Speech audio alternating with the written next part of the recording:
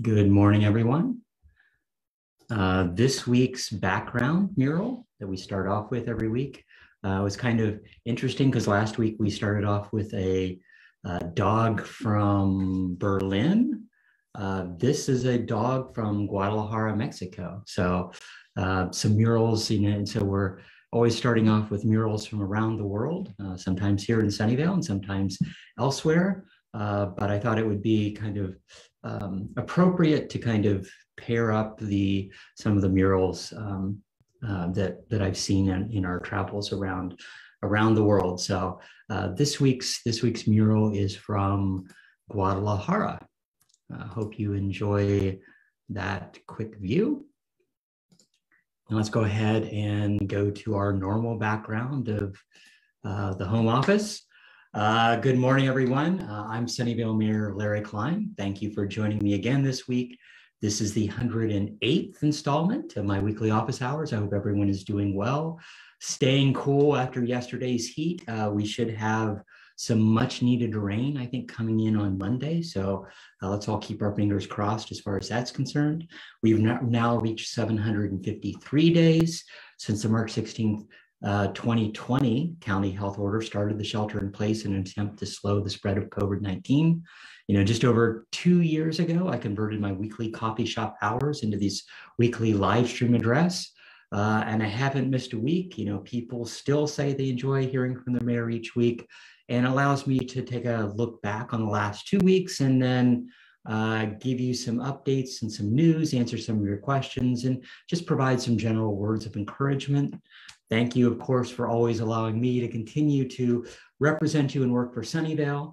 I'm now following up these weekly live stream addresses with office hours on Murphy Avenue. So if you want to meet with me, you can email me. It's the easiest way, and we can reserve 15 minutes or 30 minutes, or you can just drop in. Sometimes there's a free time slot, or if you have a quick question, I can always fit in, 1 or 2 minutes with pretty much anybody who drops by. But these live stream addresses have been good because, this is kind of connecting to a wider range of people, and people aren't locked into that Friday morning. A lot of people watch it live, but a lot of people watch it over the weekend or next week, or they skip a week or two and catch up. But I think it's been a good way to really reach out to a lot of residents during difficult times. And then, of course, over 6 months ago, I began changing my background art every week. So this week's art, and every week they're being provided by artists from the Sunnyvale Art Club.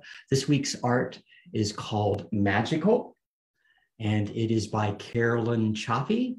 So if you want to purchase this piece of art or get in contact with the artist about, conceivably doing other art, you can contact me and I'll put you in contact with that artist. So, always happy to highlight, wonderful art, like the utility box program that's going on right now in the city. But we have lots of fantastic art here, and I think art just makes life a little more magical. So let's go ahead and talk about what's happened at the federal, state, county, and city level over the last few weeks.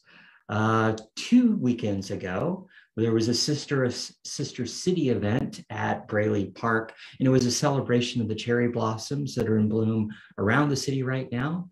And actually, so in Braley Park, there's multiple cherry trees that have been donated by our sister city organization over the last 10 years or so. And we'll actually be adding additional trees later this month for Arbor Day, Arbor Month. But those are donated by our sister city, Isuka, Japan. So happy to meet some residents and hear from some of the parents and kids that will be going to Japan as that kind of cultural exchange in June. Last Monday, I and several council members joined Congressman Khanna as he visited Columbia Middle School, and it was basically to highlight over $800,000 in federal funding that the government, federal government basically approved for pedestrian and safe routes to school improvements in 2 intersections near Columbia Middle School and 1 intersection right next to Braley Elementary. And so this is basically 2 intersections on Borregas that are being improved, one at Borregas and Hemlock and one at Borregas and Duane. And it's always good to meet with the congressman and talk about ways to get additional funding for our city, and talk about certain bills and other issues that conceivably we need assistance with. So it's always good to be out there and hear what his priorities are and advocate for some of our priorities. But it was looking forward to getting those improvements completed. And then last Tuesday, Governor Newsom ordered water suppliers across California to step up their local drought response. And he fell short of actually telling the water suppliers to actually require rationing and setting actual statewide conservation target. Lots of experts have been urging a stronger mandate. And so this leaves pretty much the conservation measures up to the water suppliers and wholesalers at a local level. And so ultimately, and none of this affects the agricultural water providers or the small water systems that are especially vulnerable to drought. But the water regulators need to consider banning irrigation of decorative lawns at businesses and other institutions. And of course, this was kind of the first shot across the bow as far as that's concerned. It's not a directed mandate to curb outdoor water use, but under the order would require emergency regulations that are expected to take effect in mid-June. But if local water suppliers must act if their water supplies have dipped to at least 10 or 20%. And looking at some of the evaluation of the snowpack, it will be a drought season, and we should be seeing stronger measures across the county, across the state as far as that's concerned. And then last Tuesday, the FDA and the CDC both blessed a second booster shot of Pfizer or Moderna for all people ages 50 or older, or who are at least 4 months after their last shot. And then, this is kind of coinciding with the uptake in a new Omicron variant, BA2. It's been blamed for kind of a sharp increase in COVID-19 cases in Europe and Asia. US still hasn't seen a big uptake. Our uptick in cases, it's kind of been relatively stable, although the majority of the new cases are of this BA2 variant. In the Bay Area, of course, healthcare providers and pharmacies have already started implementing those new booster shots, so your second booster to a certain degree.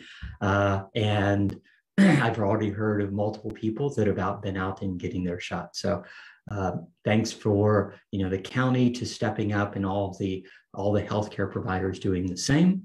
And then last Thursday, California passed an urgency COVID-19 eviction law. So that was the last day of March. And ultimately that was when certain eviction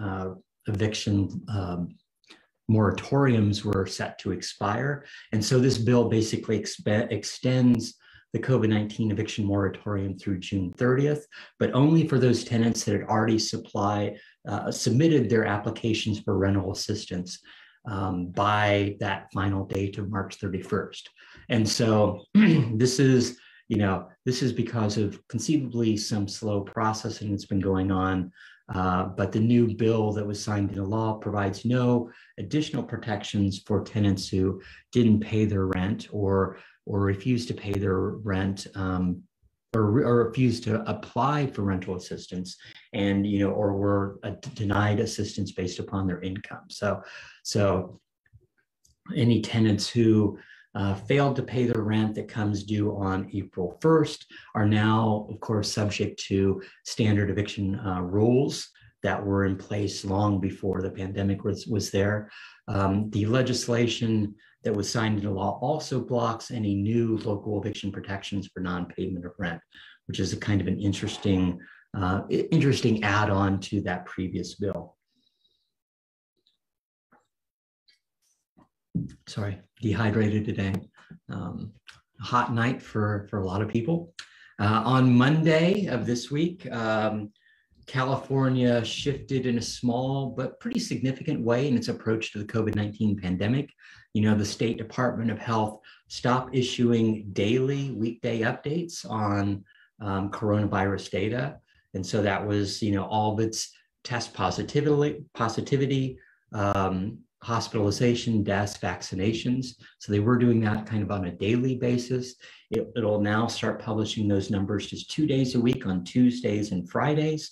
And then, of course, some counties have followed suit with their local dashboards because a lot of their data is based upon the state data. You know, it's like a lot of all that reporting goes from local providers to the state, and then the counties then bring that back. So the majority of those counties will, since they don't have that local data, will base all of their data on the Tuesday and Friday release from the state database. So we'll start seeing that. But since we're meeting Friday morning, you know, we should see pretty much the same thing we've seen for a while now. Because we, you know, I always update those numbers that we hear a little bit later, first thing Friday morning when I wake up. And then on Tuesday afternoon this week, there was a ribbon cutting at Fremont High School, right there at Fremont in Sunnyvale, Saratoga. And this was for their student union and their theater that had recently been renovated. And, you know, these were some amazing buildings. I'll be posting about this probably later today.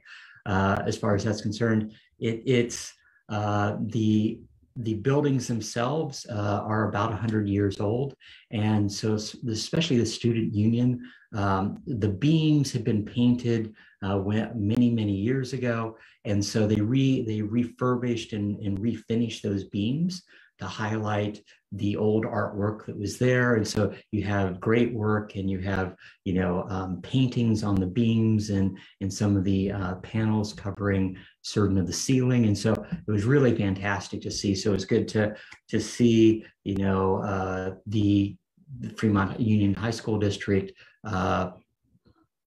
reinvesting in those buildings, and they look fantastic. So, you know, great to be able to attend that ribbon cutting, and you know, good to see that that campus to continue to improve after they redid the opened the new adult education center last month. So they've been, you know, getting to the end of a lot of different projects. And then on Tuesday evening, Sunnyvale City Council met. We started with a study session on the Caltrain grade separations. And so this was to get an update and kind of direction on what the council would like to see before this comes back to us for a final decision in August. But it gave some preliminary designs of what will happen at Evelyn and Mary, as well as Evelyn and Sunnyvale, our two grade separations. And all of these are designs for going underneath the Caltrain tracks. The Mary and Evelyn design has kind of two designs, one of which is just kind of lowers Evelyn and Mary so that they meet on the south side of the Caltrain tracks. And then the other design is called a jug handle, where only Mary goes underneath the Caltrain tracks and then comes up and has what they call a jug handle that reconnects up to Evelyn. And so those are the two designs for Mary and Evelyn. And then as far as Mary and Sunnyvale, this is basically two designs, one of which takes cars and peds and bikes underneath Evelyn, or the opposite, cars and peds and bike underneath the Caltrain tracks. And then the other design, which just takes cars and, pedestrians and bikes underneath the tracks. And so those have slightly different requirements as far as how far they would have to, how low they would have to go. And, you know, there's some positives as far as cost, especially if you don't take cars underneath there, but looking at the traffic effects on Fair Oaks as well as Matilda becomes one of the big questions. So that we'll hear more, and there'll be a lot more community outreach coming up. We kicked off the meeting with several special orders of the day, one of which is Fair Housing Month. So this is actually the 54th anniversary of the enactment of the Federal Fair Housing Act of 1968. And we had Project Sentinel come and speak for a few minutes. So Project Sentinel is one of the organizations that we help contribute to that serves as kind of our fair housing services in the city. And they've done that since 1998. And, it works for landlord and tenant issues, whether or not that's mediation or making sure that our tenants have not been, their rights have not been violated. So, if you want to find out more about Project Sentinel, you can go to housing.org or call their phone number, which is 1-800-339-6043. And you can get more information about what they're doing. The second special order of the day was Library Week. And so, of course, this week is National Library Week. And, the theme this year is Connect with Your Library. And I connected with a lot of young children and their parents Tuesday morning as I did story time. So it was good to basically read some books and connect to those kids and talk about my dog. So I read Bark George. I think I've read that previously at previous story times, but the kids always like that, and got to talk about our of course, and the mayor's dog. But it was actually good from that standpoint. But our library is fantastic. Right now on the average, it has 166,000 connections every month that people do, whether or not it's books, CDs, movies, and lots of other items. So if you haven't been by the library, you can borrow a Chromebook, you can borrow a Wi-Fi hotspot, you can get video games, cookie cutters, you can get a toolkit to measure your home energy usage. And you can actually get an induction cooktop if you want to try induction cooking at home. So lots of things to do at our library, and always good to support our library staff. They're always happy when the mayor can come by and highlight what's going on at the library. And then, of course, the third special order of the day was Earth Month, and there'll be lots of celebrations happening this month around the city. I'll be talking about something that'll be happening next week, or actually happening tomorrow. Wow, in a little bit later. And then we actually, for the main meeting, we had the results of 2 study issues. So we kick off study issues, and then after all of the information is finalized, it comes back and we figure out whether or not we're going to do anything. The 2 study issues were both Caltrans related, one of which was looking at improving traffic operations at Fremont, Bernardo, and Highway 85. And then the other was looking at acquiring control of the signals along El Camino Real, because there's, dealing with those timings. What we have to do from a city standpoint is put in a request to Caltrans, who then goes through and decides whether or not they're going to retime those intersections or not. So from a Fremont Bernardo Highway 85 standpoint, we decided, after looking at that configuration, that there's not much that can be done. Conceivably, this all came about when there was some bad software update to the signals along Fremont Avenue, which actually caused a lot of issues. And so ultimately, it was that software was corrected.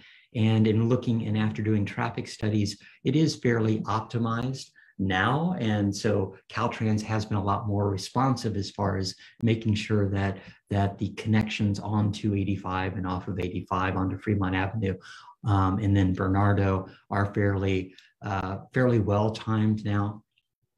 We looked at doing several other possible items there, but ultimately either it was going to be a very expensive price tag, or conceivably wouldn't add that much to improvements, and all that had to be approved by Caltrans anyway. So, it wasn't going to be an easy task in any way. And then the other thing was looking at acquiring the control of the traffic signals along El Camino Real. And, ultimately we decided not to do anything there also, mainly because Caltrans had put some requirements in if we wanted to take those over. First, we were going to have to pay several $1 million for upgrades along that corridor of those lights, of those signals, in order to connect it into our system. But as opposed to kind of the Caltrans automatic software that's already there. But the other big thing that would have been required was we would have had to take full liability for any accidents that happen because of traffic signals or something of that nature along that whole corridor, as opposed to Caltrans. So from that standpoint, the risk, the liability was very, very large, and really didn't really make sense, especially since Caltrans has been a little bit more responsive in the short term. So it's been good from that standpoint that they actually are listening to us. So, hopefully what we're doing when we ask for specific retimings of areas, that will actually help that whole corridor. Let's go ahead and get to our weekly COVID numbers. So from across the nation, things continue to kind of stabilize. We're not seeing a big trend upward or downward. From a national standpoint, we've now reached over 80 million cases. That increased by another 200,000 in the last week. It's the same as last week. And then, we've had reached over 255 million vaccinated with at least one dose.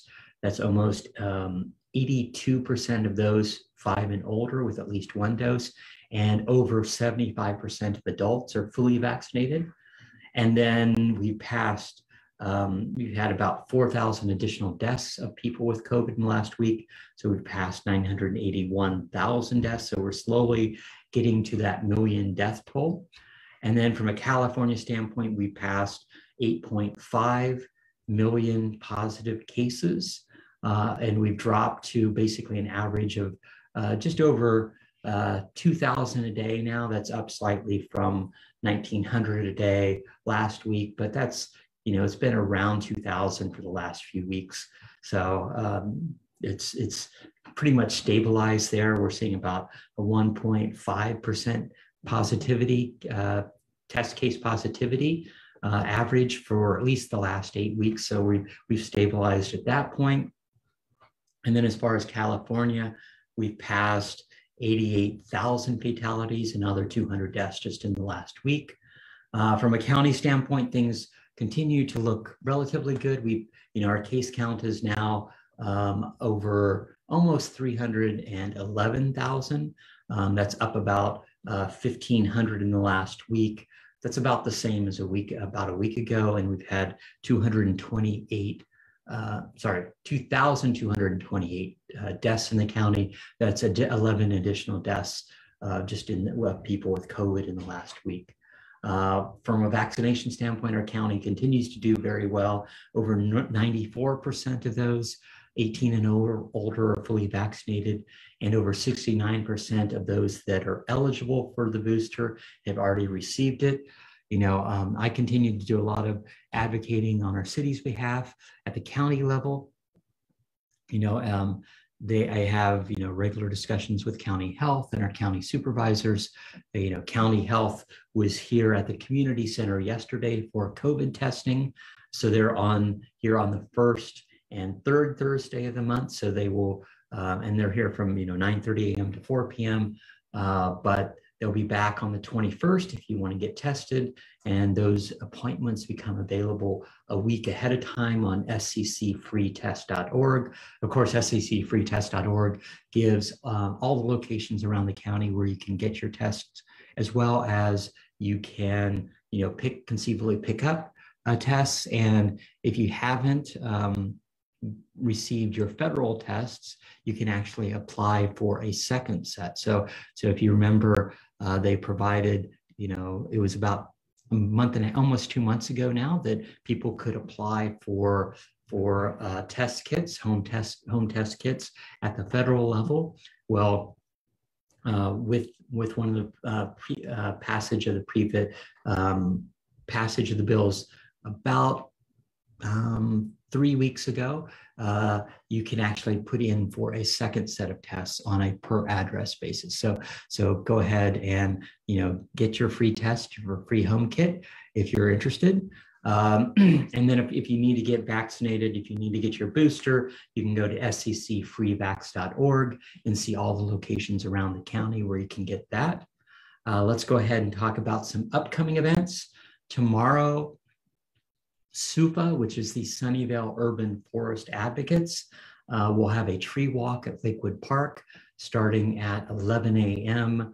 It goes from 11 to about 12:30. And so this is, they do this several times a year to talk about the trees in a specific area. So it'll be their advocates and usually city arborists walking around that community, looking at the different trees that are in that location. Tomorrow is also one of our Earth Day events. So the city's hosting an Earth Day in-person Earth ride, or in-person ride into Earth Month celebration at our community center. And so that's Saturday from 11 a.m. to 3 p.m.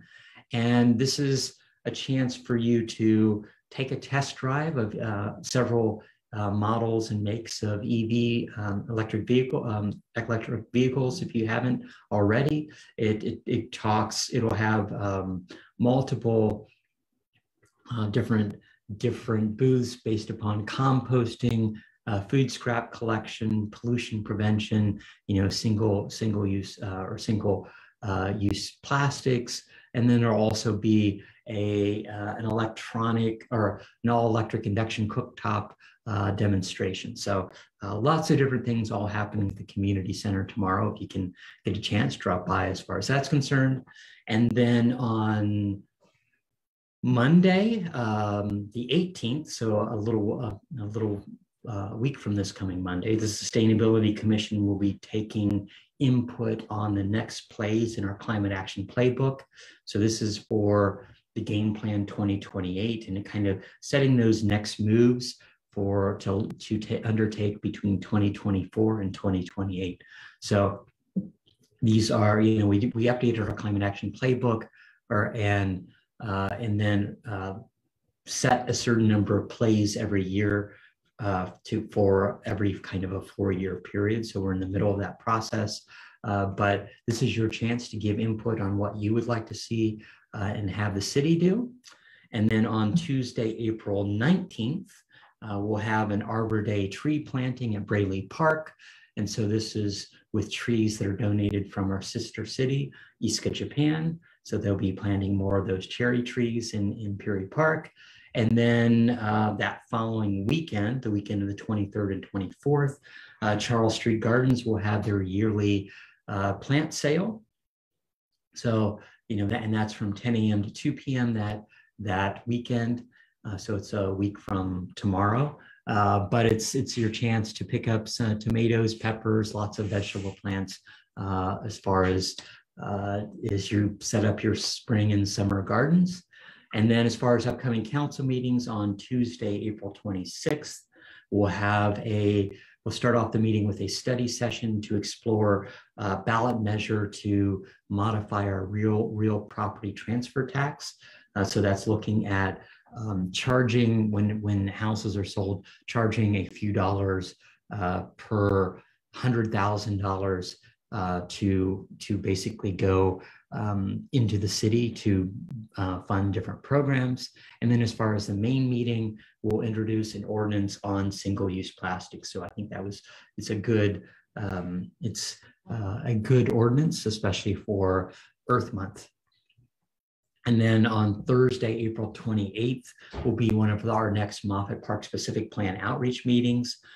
This city council workshop will be on the land use of Moffett Park. So this will be interesting because this will be looking at where housing, where office, where retail, where open space will go. We talked a little bit about open space in our last meeting, or in our last workshop. This meeting will focus more on, specifically housing and office space, so, and the retail. So hopefully that will be good. Let's go ahead and get to our weekly questions. If you have a question, just add it to our comments and hopefully I'll be able to get to it. Allison asked, how's the reskinning coming along Hangar 1? Will they reuse the beautiful old redwood? So actually over last weekend, I attended the change of command for the 129th Rescue Wing. So the 129th Rescue Wing is, that mission is mainly to train their personnel to prepare to do combat search and rescue anywhere around the world. But it's also, and so it's mainly based on the West Coast, but they also do lots of civilian rescues. They do, whenever you hear about, a boat that has capsized or whose sails have had problems in a storm, they're usually the ones that are going out on the West Coast to help and save those people on that boat. They've done a lot during COVID to help out, and I've been. It's always good to meet up with them. But that they had their change of command last weekend, and while I was at Moffett Field, I of course visited Moffett, the Moffett hangar, especially Hangar 1, and I saw that scaffolding had started to go up to do the reskinning, and this project has mainly been delayed because of issues with how to deal with all the toxic chemicals. So there was, asbestos and other things that were, lead and asbestos that were on on the frame that was there, mainly from the metal that was there previously. And so dealing with all those chemicals and asbestos has taken a long time. But ultimately they're looking at reskinning that hangar with metal and plastic, not redwood. It wasn't redwood before. It was actually metal before. Hangars 2 and 3 are actually made of redwood, and they're looking at maintaining at least one of those. I think one of those is in really poor repair and not safe to even try to maintain, although they're looking at conceivably reusing that wood in other projects. Vanessa and Jean and George asked, wondering what was happening with the new Magical Blitz playground at Fair Oaks and when will it open?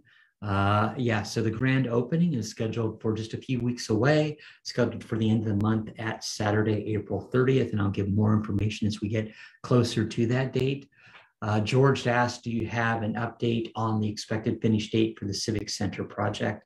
Yes, so from at least as far as the buildings are concerned, the addition onto public safety should be open sometime this summer, so everybody should be moving in the summertime. And then as far as the City Hall, our staff will be moving in and council will be moving in at the end of the year, so sometime this fall. Of course, the full Civic Center project won't be complete until sometime next year, because at that point then, after all the city staff are in their new buildings, they'll tear down the old City Hall, the City Hall Annex.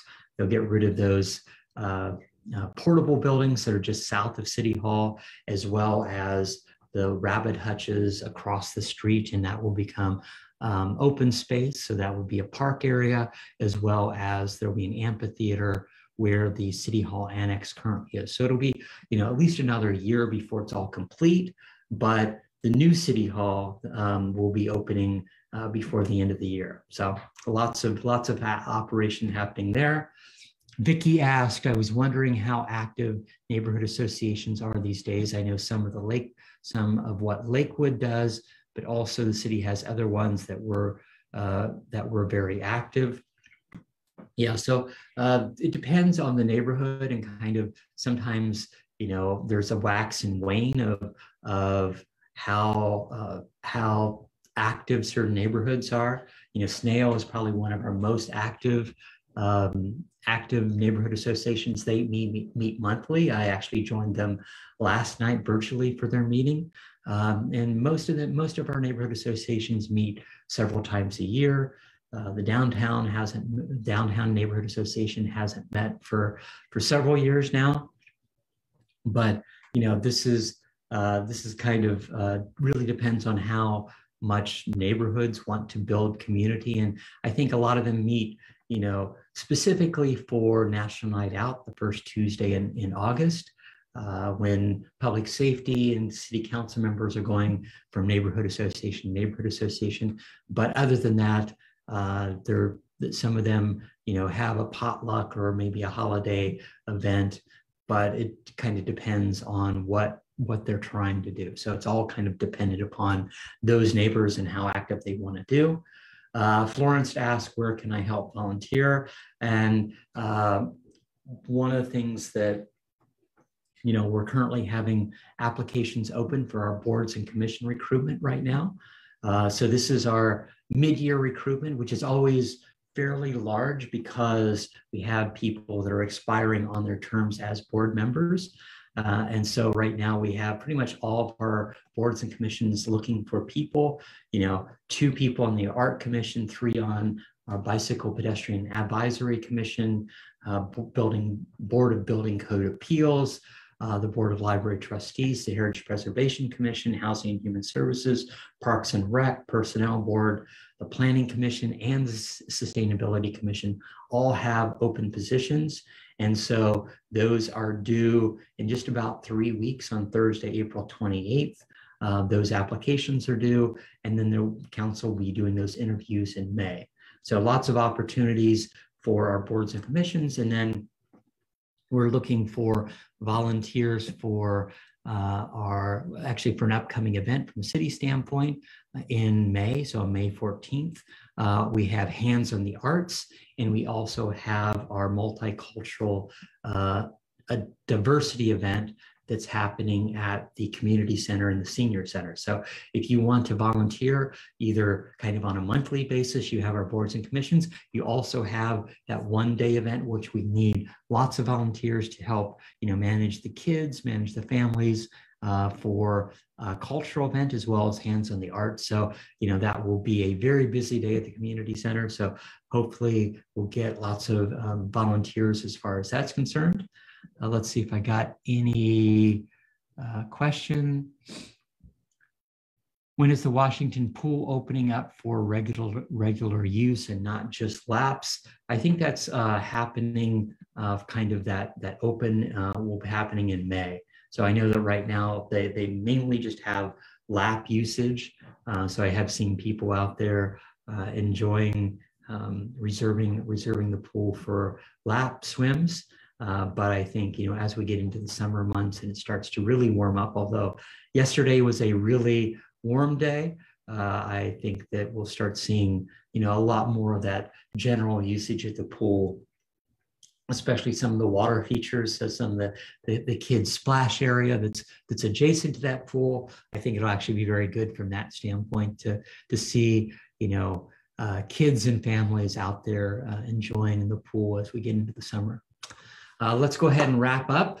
Thanks for joining me again this week. COVID continues to be a big story, although it has been kind of pushed down depending upon, our new Supreme Justice confirmed and, what's happening elsewhere in the world as far as the Ukraine. But residents still are dealing with ever changing issues. And I just want you all to know that no matter what our challenges, we will face them together. I am proud of our city and how our residents have already responded to COVID-19 and all the kind of the ups and downs the last few years.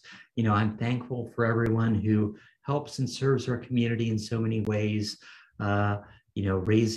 collecting food, collecting blankets, just sharing what they have. So, new issues always come up, but your actions and your attitude really do make a difference. Sunnyvale will emerge from this. as a stronger community. We're in this together, and we will get through this together. Be kind, be generous, and above all, I'm happy that we have such a loving community. Thanks for listening. Have a wonderful week. Goodbye.